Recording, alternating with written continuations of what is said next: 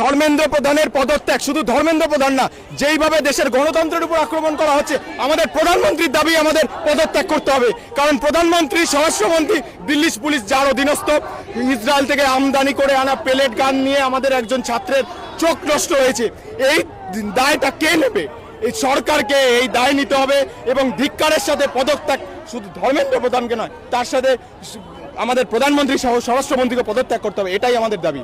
চীনের দালাল সব থেকে বড় কেউ যদি হয়ে থাকে, তাহলে বর্তমানে আমাদের দেশের প্রধানমন্ত্রী থেকে বড় আজ পর্যন্ত আমাদের দেশে কেউ আমেরিকার দালালি করতে পারেনি। এটা আমাদের দুর্ভাগ্যজনক যে তিনি আমাদের দেশের প্রধানমন্ত্রীর পদে বসে আছে। উনি তো টেলিপ্রম্পটার দিয়ে করতে থাকেন, উনি টেলিপ্রম্পটার দিয়ে সব কাজ চালান। কারণ উনি আমাদের উন্নয়ন তো কিছু দেখতে পান না, যতটা হচ্ছে চৌকিদারের নাম করে আমাদের আগে যারা লুটে গেছে তার থেকে বেশি এখন লুটছে এই সরকার।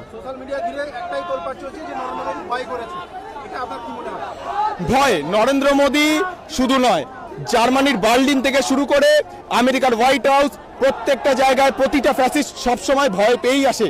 শাসক ফ্যাসিস্ট যারা, তারা প্রশ্ন করাকে ভয় পায়, তারা অধিকার করার প্রশ্ন করাকে ভয় পায়, তাই ওরা কণ্ঠরোধ করতে চায়। সেই কণ্ঠরোধের বিরুদ্ধে আমাদের সংবিধান আমাদের অধিকার দিয়েছে লড়াই করার, সেই লড়াই করার কথা আমরা আমাদের সংবিধান হাতে নিয়ে লড়ছি। এটাই আমাদের শেষ কথা। ছাত্ররা পথে নেমেছে। একবার গত বছরে দেখা গেছে যে বাংলাদেশে এরকম জুলাই মাসে ছাত্ররা পথে নেমে সরকার পাল্টে ফেলেছে। দেখুন, বাংলাদেশের পরিস্থিতি আর ভারতবর্ষের পরিস্থিতি এক নয়।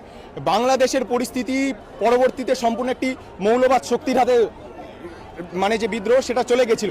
কিন্তু ভারতে যারা ডিপ স্টেট করে এত বড় মাথা চালা দিচ্ছে, চীনের দালাল সব থেকে বড় কেউ যদি হয়ে থাকে, তাহলে বর্তমানে আমাদের দেশের প্রধানমন্ত্রী থেকে বড় আজ পর্যন্ত আমাদের দেশে কেউ আমেরিকার দালালি করতে পারেনি। এটা আমাদের দুর্ভাগ্যজনক যে তিনি আমাদের দেশের প্রধানমন্ত্রীর পদে বসে আছেন।